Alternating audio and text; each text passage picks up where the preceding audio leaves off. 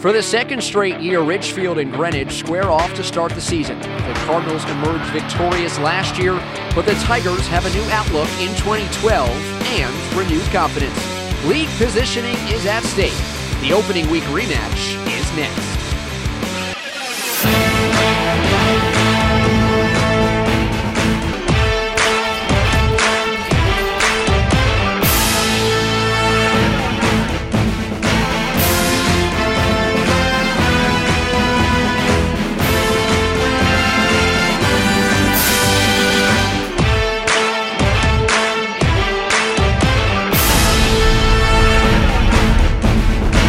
From Ridgefield, Connecticut, this is Tiger Hollow Stadium. Under the lights, the Tigers welcome the Greenwich Cardinals for Week 1 FCAC action. Hello everyone and welcome. I'm David Resnick. It's only Week 1, but everybody knows what's on the line. Now, Greenwich and Ridgefield are predicted to be some of the best teams in the FCAC, but when you consider that Staples is projected to run the table, only one of these teams can play for a league title. Now, on to our highlight players. Taylor Olmstead is a two-way threat and one of the top candidates for FCAC Player of the Year. On offense, he's a pass-catching tight end. Defense, he's a punishing hitter who can fly around the field in his 6'3", 195-pound frame to make plays. Ridgefield has a two-way stud of its own. Sam Gravett is a dangerous playmaker out of the backfield or in the slot as a receiver. He will also contribute on defense as a nickel corner. What a way to kick off the season. A playoff-type atmosphere in Week 1. It's electric here in Connecticut.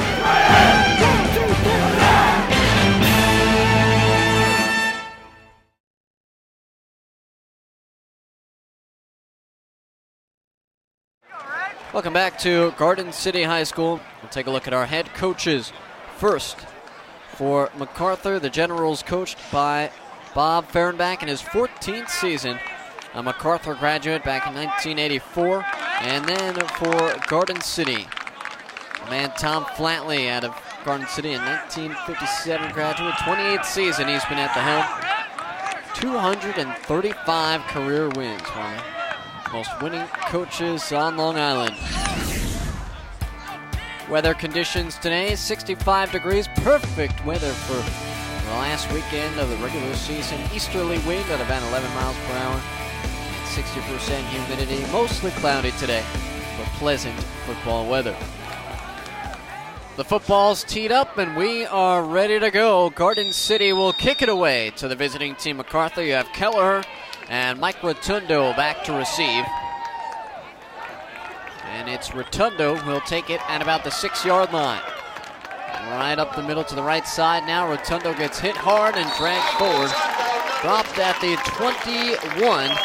And that is where MacArthur will start it off.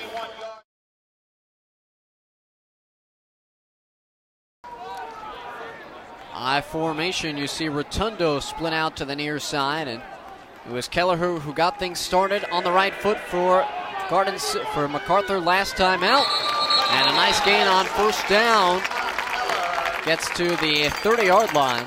A pickup of 8 on first down. Now we take a look at the starters offensively for MacArthur. Kelleher, of course, the big man in the backfield with Rotundo and Pierce, the wide receivers. And on the line, look for the left side of that line. Olson and D'Annunzio are a big duo. You have two sophomores on the right side with Carboy and Giuliano.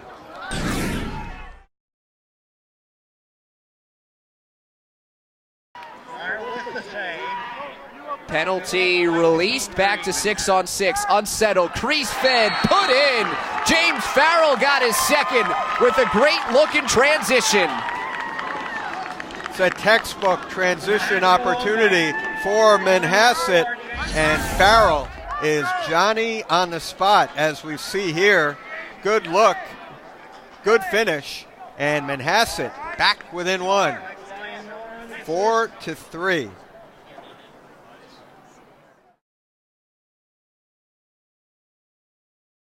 And folks, get all you need to know about high school lacrosse in a quick 60. Join Mike Quick as he reveals the top 20 teams in the tri-state area and takes your calls live. That's a quick 60 on lacrosse.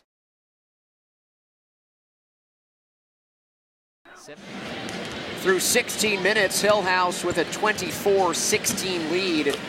The number 2 seed on top of the top-seeded Jesuits. And they have led wire to wire out to a 5-0 lead, 13-7 after 1, and now up by 8 at halftime. And they did it in two ways. One, their on-the-ball pressure. Great job from Andre Anderson and Bobby Bynum all over the dribbler across half court and creating easy offense. Plus, it was Raekwon Clark with 11 off the bench, attacking the basket, hitting from mid-range, and also being there for some putbacks as well around the goal. As for Fairfield Prep, haven't been able to get much going offensively. Tim Butala has 8 points leading the way. If it wasn't for a couple of threes there in the first half, it'd be much worse than 8 points for the top seed. As we take a look at the top scorers from both squads, we mentioned Raekwon Clark for Hill House and Tim Butala for Fairfield Prep. A couple other complimentary players filling in to fill the stat sheet. And through one half of play, 3 fouls against Pasquale Chukwu and 3 fouls against Shane Christie of Hill House, and that's something that we will monitor in the second half. So this is a rivalry that dates back all the way to 1997. They've played every single year since 2000, and last year in Stamford, Darien trailing 7-5 in the third. The Blue Wave, Joe storming back, scoring the last 5 for a 10-7 victory and snapping the 3-game Manhasset winning streak. And that game played at Boyle Stadium in Stamford. First opportunity for the Darien seniors. And what a senior class last year to get a win against Seth, including Case Mathias. He had 3 goals and 4 assists in the game. Bobby Weaver, 4 goals and 1 assist as well.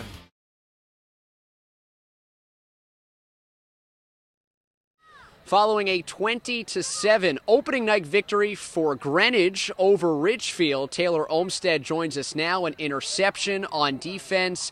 That really sealed the game, at least from my perspective. Did you feel like that really took the wind out of the sails there for Ridgefield at that point of the game? I mean, well, obviously it was a big 4th down. They were kind of driving on us a little bit. We knew it was going to be a big play, and I just tried to do my job, do my best on the play, and I put myself in a good position and was able to get the pick, and I think it was a big turning point in the game, gave us more momentum towards the 4th quarter, and able to get the win. Taylor, thanks so much, and congratulations on the win. You. I appreciate it.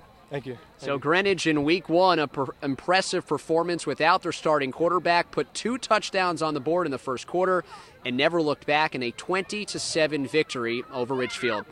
Week 1 of the FCX schedule in the books, and Greenwich comes away with the victory. We got our locker room back!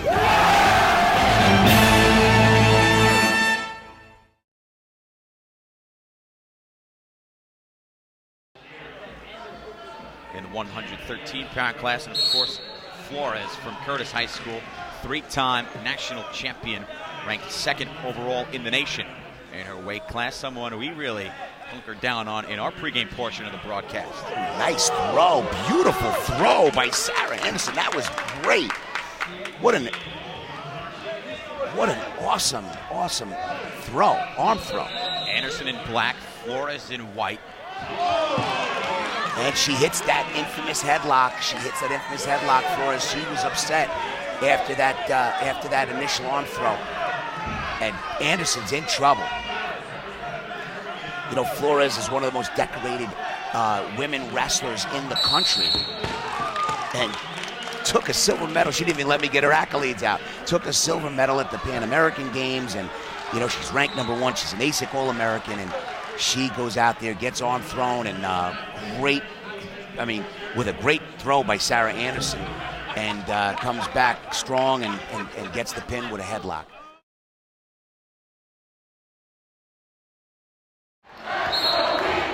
.2 seconds to play here in the 4th.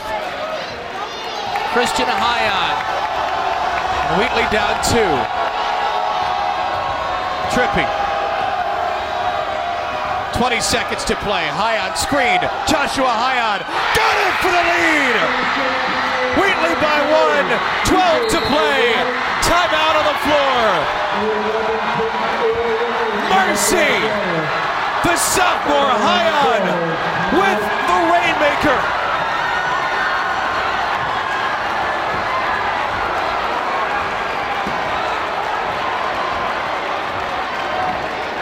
They are going wild in the Wheatley stands.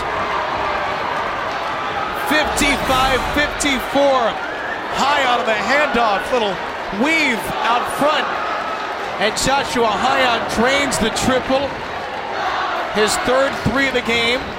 He has 18 points, 11.4 seconds to go. Here's Vasquez. The Long Island championship on the line. Vasquez scores with 5 to play. Babylon by 1. Hyon at the buzzer. No! Class B is for Babylon in 2013. The Panthers are kings of Long Island. 56-55. Babylon wins it. We'll wrap it up next on MSG Varsity.